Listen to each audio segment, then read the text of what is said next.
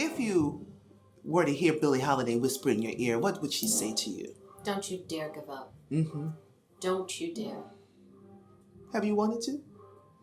Yeah, I mean, it's hard. It's frustrating. I do a lot of work on this, purely on the social justice side, outside of jazz.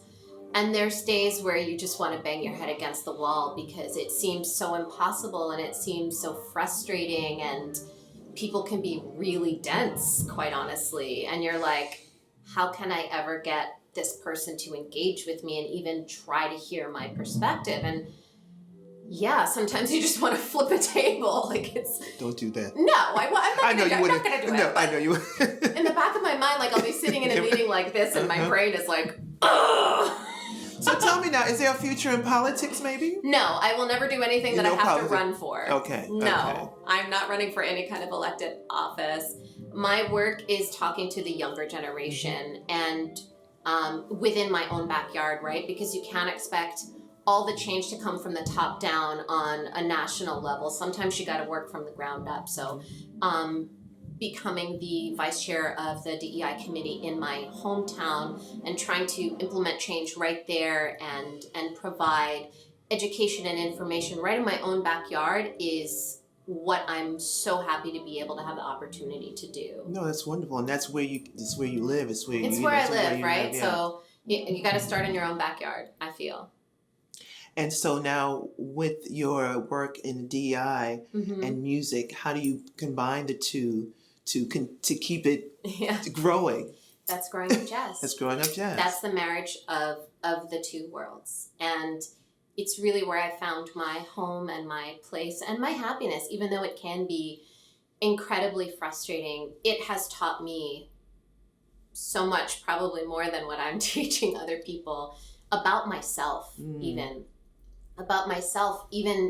interacting with this music and this work that I'm doing as a woman of color. It can be quite difficult to navigate because I'm Black, but I'm also mixed. And so that identity can be quite fluid. And, you know, on one hand, I definitely recognize the privilege that comes with and the access that I get that other people don't get because I'm a pinch farer or whatever. You know, being mixed does come with a lot of privileges that I see and that frustrate me because I'm like, really? But also I'm like, okay, I'm going to take advantage of this and try to, you know. Well, what wisdom to have that wisdom at a young age, because I'm sure you must have been forming it as you were growing up. Yeah. I mean, where did that come from? Your parents, your environment, or you just said, hey, you see the whole thing? My mom, really, and my Aunt Gail. My Aunt Gail was a huge activist. She was very, very involved in her own backyard, as I like to say. She did a lot of work with the Musicians Union.